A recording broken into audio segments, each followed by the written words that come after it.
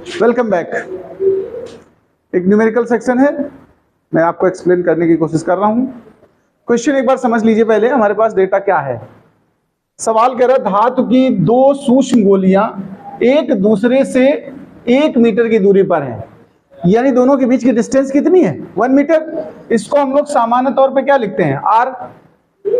प्रत्येक का द्रव्यमान 10 के घात -2 किलोग्राम है।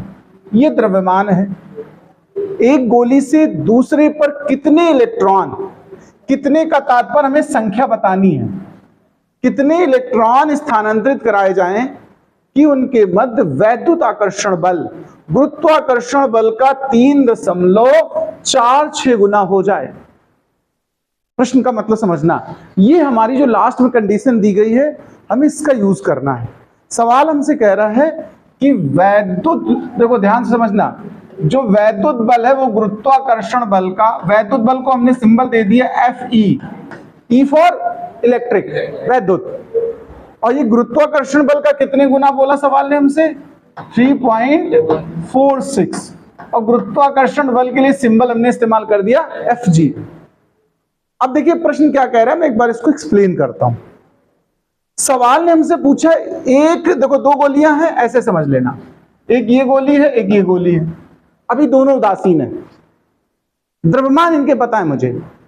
इसमें से कुछ इलेक्ट्रॉन इस तरफ ट्रांसफर किए गए, जो इनके द्रव्यमान है वो 10 के घात -2 किलोग्राम है। 10 के घात -2 किलोग्राम का मतलब हो गया भाई 1/100 हुआ कि नहीं हुआ। और 1 किलोग्राम में कितने ग्राम होता है, 1000, यानी 10 ग्राम की एक गोली है अगर ग्राम के हिसाब से सोचे तो। और ये जो द्रव्यमान 10 ग्राम है ना, इलेक्ट्रॉन के द्रव्यमान की तुलना में कई हजार गुना है, बहुत बड़ा है। इलेक्ट्रॉन का द्रव्यमान कितना होता है समझना, इलेक्ट्रॉन का द्रव्यमान होता है 9.1 10 टू पावर -31। कितना होता है, 10 टू द पावर -31 kg। और इस गोली का द्रव्यमान कितना है, 10 के घात -2 किलोग्राम। देखो इनमें दोनों में अंतर समझना, इसमें 1 के नीचे 2 ही जीरो हैं और इसमें कितने जीरो हैं, 31 जीरो है। ये संख्या बहुत बड़ी है, इसमें तो 100 से भाग है ना, और उसमें कितने से भाग है सोचो, 31 जीरो से। तो ये संख्या बहुत बड़ी है। अगर 2-4 इलेक्ट्रॉन इधर उधर ट्रांसफर भी होंगे ना, तो इस पे कोई असर नहीं पड़ेगा। इसलिए हम कुछ इस तरह से बात कर रहे हैं कि इस वाली गोली से थोड़े इलेक्ट्रॉन इधर जा रहे हैं, कुछ मात्रा में इलेक्ट्रॉन इधर से उठ करके किधर चले गए, इस तरफ। तो यहां इलेक्ट्रॉनों की क्या हो गई, जरा बताओ मुझे, इलेक्ट्रॉनों की क्या हो गई, यहां पर कमी हो गई। और यहां पर क्या हो गया बताओ, इलेक्ट्रॉनों की अधिकता क्या हो गई भाई। जिस तरफ ज्यादा इलेक्ट्रॉन हो जाते हैं उस पर कैसा आवेश आ जाता है, ऋण। तो इस पर आवेश कैसा आएगा, ऋण आवेश। और जहां से निकलते हैं उस पर कैसा धन हो जाता है, कैसा आवेश हो जाता है, धन। यानी दोनों गोलियां पहले उदासीन थी, बराबर द्रव्यमान था। एक गोली से कुछ इलेक्ट्रॉन उठा करके दूसरी में भेज दिए गए, द्रव्यमान पे कोई विशेष असर नहीं पड़ा कि हम उस पर ध्यान दें कि कितना द्रव्यमान ट्रांसफर हुआ।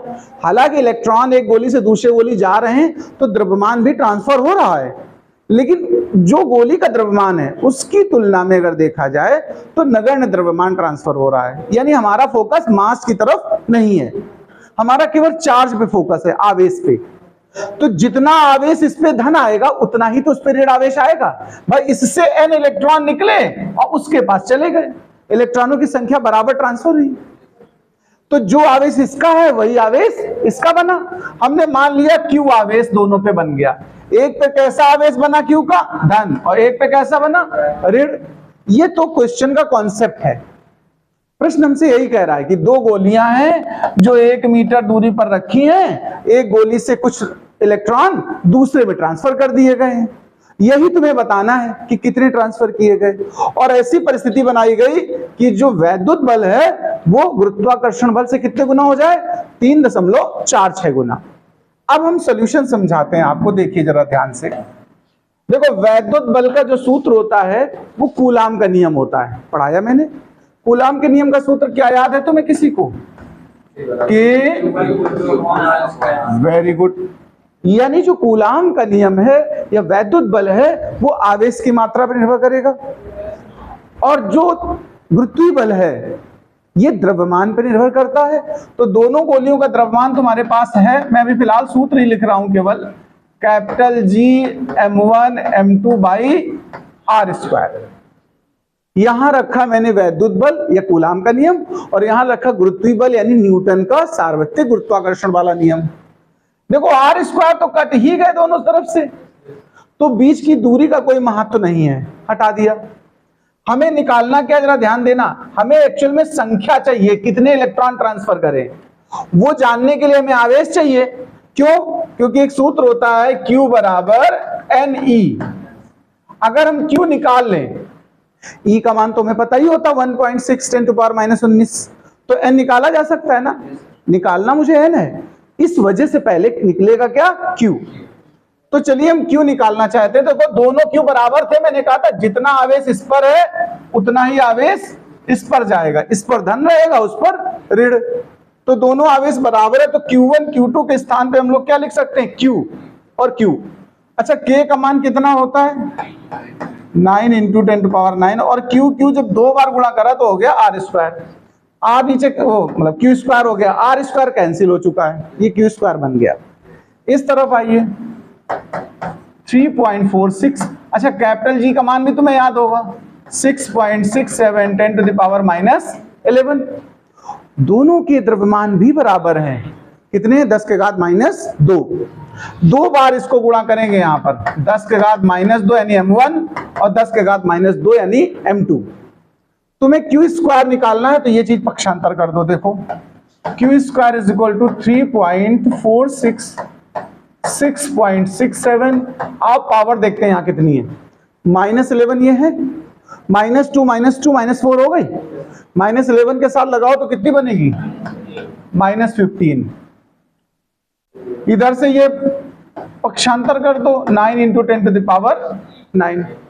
अब तुम्हें इसको सॉल्व करना, देखो रूट लगा दो, 3.46 6.67 अपान 9, जरा पावर इकट्ठी कर लेते हैं, -15 पहले से, -9 ऊपर गई, कितनी हो जाएंगी, -24 राइट। अब एक काम करते हैं, इन दोनों से डेसिमल हटा लो, टोटल कितनी पावर चलेंगी नीचे बताओ, 4 जाएंगी, ये भी ऊपर ले लो इन्हीं के साथ, ध्यान से सुनते जाना, बस कैलकुलेशन बची है 667 अपान में 9 और 10⁻, कितना बनेगा बताओ, -28।